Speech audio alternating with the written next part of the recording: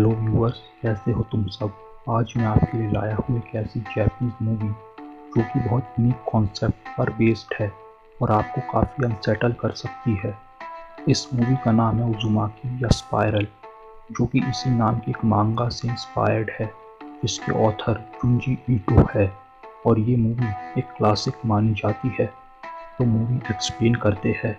तो मूवी की शुरुआत होती है फिल्म की मेन एक्ट्रेस किरी से, जो हमें फ्लैशबैक में ले जाती है।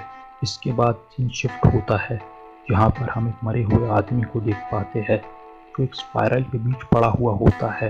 दोस्तों, ये मूवी एक शहर में घटती है जिसका नाम कुरोजुचो होता है। इसके बाद हमें एक बंदा यामागुची दिखाया जाता है जो किरी को प्रपोज करता है और हम समझ पाते हैं ये काफ़ी समय से किरी के पीछे पड़ा है, पर किरी उसे वापस चले जाने का कह निकल जाती है। फिर किरी अपने बचपन के दोस्त से मिलती है जो उसका क्रश भी होता है, सुइची। सुइची एक साइलेंट किस्म का अकेले रहने वाला बंदा होता है। इसके बाद वो किरी से स्पाइरल्स को लेकर कुछ बातें करता है। वो किरी से कहता है कि उनका शहर स्पाइरल से शापित है और उन दोनों को वहाँ से भाग जाना चाहिए, लेकिन किरी उसे मना कर देती है और घर लौट जाती है। फिर हमें शुइची के पेरेंट्स से इंट्रोड्यूस कराया जाता है। शुइची के फादर अपने रूम में बैठे खड़े बनाने वाली मशीन पर काम कर रहे होते हैं और उन्होंने उस रूम में कई तरह की क्रीपी और अजीब स्पाइरल शेप की चीज़ें बना रखी थी। फिर इन दोनों में स्पाइरल या उज़ुमाकी के टॉपिक पर बहुत ही क्रीपी सा डिस्कशन होता है और शुइची के फादर शुइची की माँ से अपने लिए नई स्पाइरल चीज़ों की मांग करते हैं। यहाँ पर फिल्म में क्लियर होता है कि शुइची के पिता स्पाइरल से पूरी तरह ऑब्सेस्ड है। बहरहाल हमें किरी के स्कूल ले जाया जाता है जहाँ हम माहौल से समझ पाते हैं कि यहाँ भी कुछ तो गड़बड़ है। यहाँ ग्राउंड फ्लोर पर हमें मूवी की स्टार्टिंग में दिखाई गई लाश पड़ी मिलती है। सारे स्टूडेंट्स वियर्ड वे में बिहेव कर रहे होते हैं। किरी अपनी सहेली सेकिनो से मिलती है जिसने अपने बालों को अजीब तरह से स्पाइरल किया हुआ होता है। इसी तरह स्टूडेंट काउंसिल की लड़कियां शंख कलेक्ट कर रही होती है और एक घोंघे को अजीब तरह से निहार रही होती है जैसे कि वो कोई नन्हा सा बच्चा हो। इसी बीच यामागुची दोबारा किरी को परेशान करता है पर किरी उसे दोबारा भगा देती है। बहरहाल ये पागलपन यहीं खत्म नहीं होता और जब किरी घर लौटती है तो उसे पता चलता है कि शुइची के पिता ने वॉशिंग मशीन में खुद को बंद कर उसे चालू कर दिया, इससे उनकी मौत हो गई।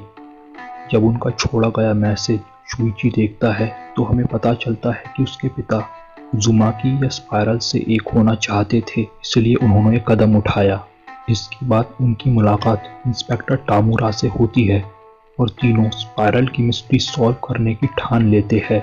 उनकी मौत से शुइची की माँ सदमे से अपना मानसिक संतुलन खो बैठती थी और उन्हें एक मेंटल हॉस्पिटल में भर्ती कराया जाता है। यहाँ पर वो किसी भी स्पाइरल शेप की चीज़ से एक्सट्रीमली डरने लगती है और इसके चलते वो अपने रूम के पर्दे गिलास तोड़ देती है और यहाँ तक कि अपने नाखून भी दांतों से उखाड़ देती है। एक रात जब वो सो रही होती है तो एक घोंघा उनके कान में घुस जाता है जिससे वो अपने हस्बैंड और स्पाइरल्स के बारे में हेलुसिनेट करने लगती है और खुद की ही जान ले लेती है।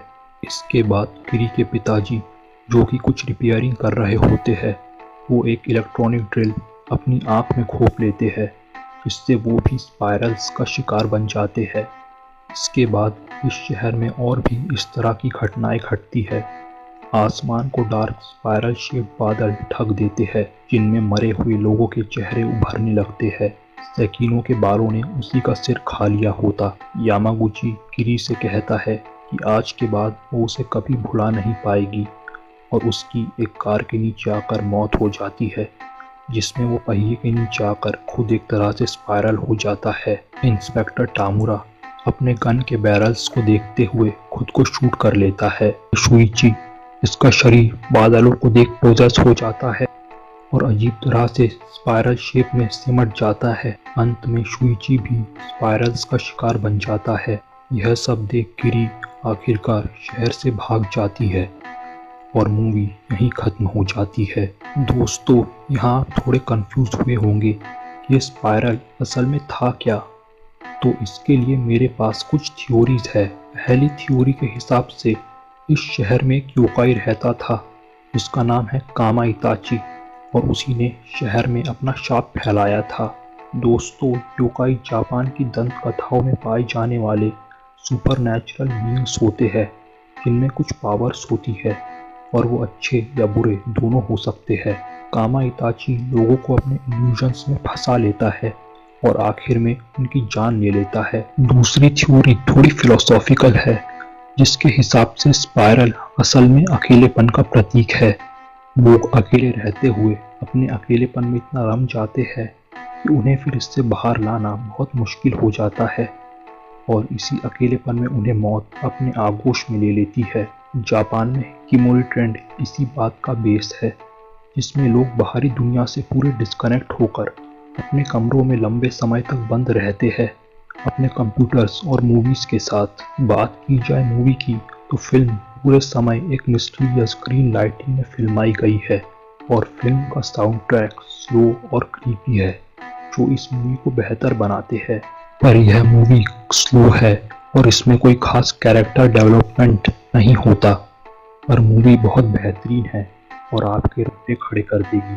तो दोस्तों, मुझे उम्मीद है आपको उज़ुमाकी मूवी की कहानी पसंद आई होगी, और अगर ऐसा है तो प्लीज़ वीडियो को लाइक, शेयर एंड सब्सक्राइब करें। दोस्तों, मेरी आपसे रिक्वेस्ट है कि मैंने नीचे कुछ साइट्स दे रखी है, आप में क्षमता हो तो प्लीज़ विजिट और डोनेट करें, क्योंकि ये कुछ लोगों के लिए लाइफ चेंजर हो सकता है। धन्यवाद और मिलते हैं अगले वीडियो में।